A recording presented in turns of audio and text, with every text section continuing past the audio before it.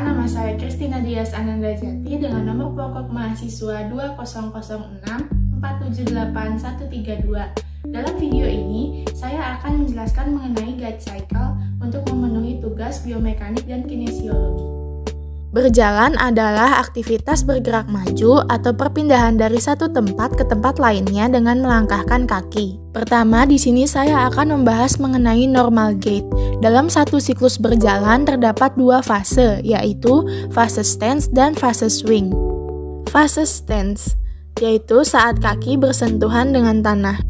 Fase stance terdiri dari 5 tahapan. Yang pertama ada initial contact, di mana terang lurus di antara dua tungkai, pelvis medial rotasi pada sisi initial contact, hip fleksi 30-49 derajat dan medial rotasi, knee-nya sedikit fleksi, tibia lateral rotasi, ankle 0 derajat dengan foot supinasi, dan hind foot eversi.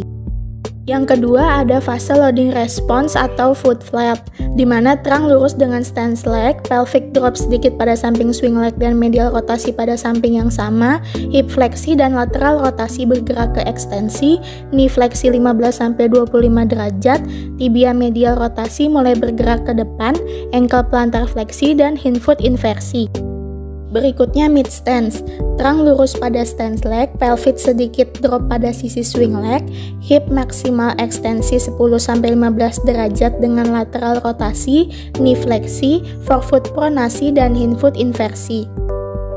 Berikutnya terminal stance, terang awalnya lurus dengan tungkai dan bergerak ke stance leg, pelvis awalnya rotasi kemudian sisi swing leg, hip netral sedikit medial rotasi, knee ekstensi, tibia lateral rotasi, ankle plantar fleksi, forefoot awal kontak dengan lantai bergerak ke depan, lalu kontak dengan lantai, lalu forefoot bergerak dari inversi ke eversi.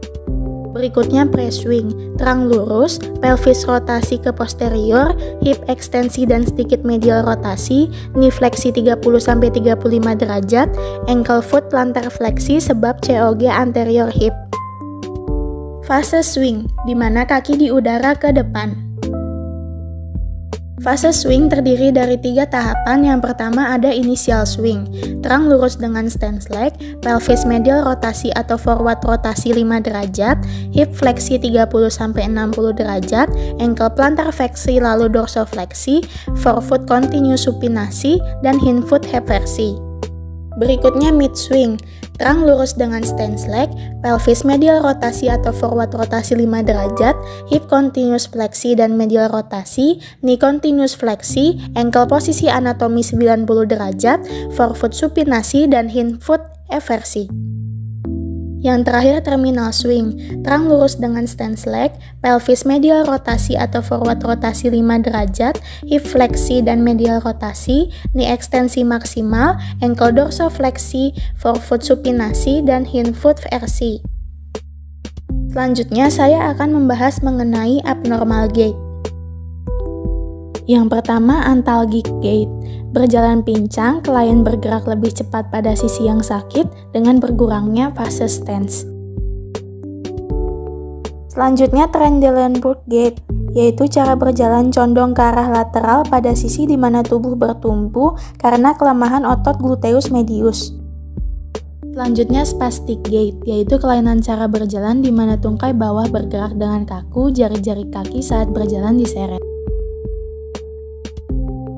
Selanjutnya ada wedding gait, yaitu kelainan cara berjalan di mana langkah tubuh dengan gerakan selang-seling yang berlebihan disertai peninggian hip joint dan berjalannya seperti bebek. Berikutnya ataxic gait, yaitu gaya jalan seseorang yang kehilangan keseimbangan karena tidak adanya fase heel strike pada saat berjalan karena kaki orang tersebut foot flat atau tidak adanya arcus longitudinal, sehingga gaya berjalan dengan langkah yang lebar, membantingkan kakinya, langkah tidak beraturan, berjalan terhuyung-huyung. Biasanya deviasi satu sisi pada keadaan gelap atau tutup mata maka akan makin memburuk. Gluteus maximus gait, penyebabnya karena kelemahan otot gluteus maximus. Pola jalannya pada kaki yang tidak sakit melakukan inisial kontak, maka pada sisi yang lemah toraks akan bergerak ke belakang dan akibatnya terang akan mundur. Selanjutnya plantar flexor gait, akibat dari kelemahan otot plantar flexor yang menyebabkan berkurangnya atau tidak adanya push off pada waktu fase stance. Fase stance berkurang sehingga langkah berjalan menjadi pendek. Berikutnya Parkinson gait, yaitu posisi atau keadaan dari leher, tulang belakang, dan kedua lutut pasien dalam keadaan fleksi. Cara jalannya terburu-buru atau mengambil langkah pendek namun cepat. Kedua lengan dalam keadaan kaku dan tidak mempunyai gerakan asosiasi yang normal pada waktu berjalan, sehingga pasien menengadah ke depan dan jalannya seakan-akan tidak bisa dihentikan. Selanjutnya psoatic limb, penyebabnya adalah kelemahan otot psoas mayor. Akibatnya merasakan sakit di hip, gerakannya melebihi terang dan pelvic, sulit dalam melakukan fase swing, tidak bisa melaksanakan fleksi hip, sehingga fase swing jadi sulit dilakukan. Akibatnya pola jalan jadi lateral rotasi atau sirkumduksi, fleksi knee, dan abduksi hip. Berikutnya kontraktur gait, biasanya patologi terjadi pada hip, knee, dan ankle dengan penyebab imobilisasi terlalu lama pada sendi itu sendiri. Lalu ada arthrogenic gait, penyebabnya kekakuan pada hip atau knee. Pola jalan pada kaki yang sakit gerakannya sirkumduksi, pada kaki yang sehat lebih mencondongkan plantar fleksi, sehingga hip lebih tinggi daripada normal untuk kompensasi. Lalu ada short leg gait, disebabkan oleh pendeknya salah satu tungkai. Pada kaki yang sakit, pelvic terangkat, dan pada kaki yang sehat, pelvic turun. Pada kaki yang sakit, pada saat mid stand, kaki supinasi untuk memanjangkan tungkai.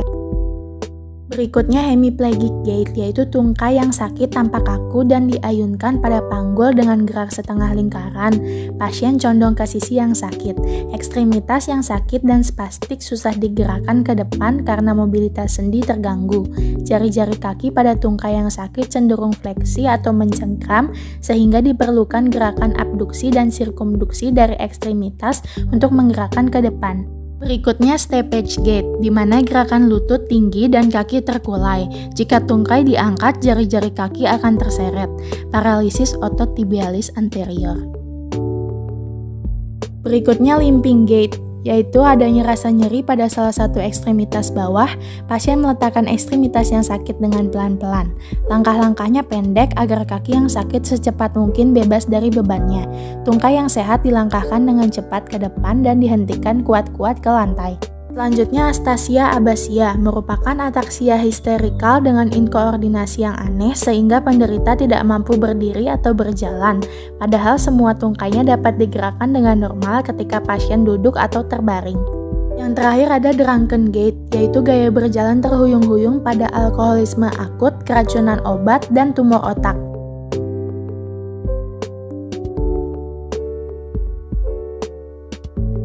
Sekian video penjelasan dari saya, kurang lebihnya mohon maaf. Terima kasih.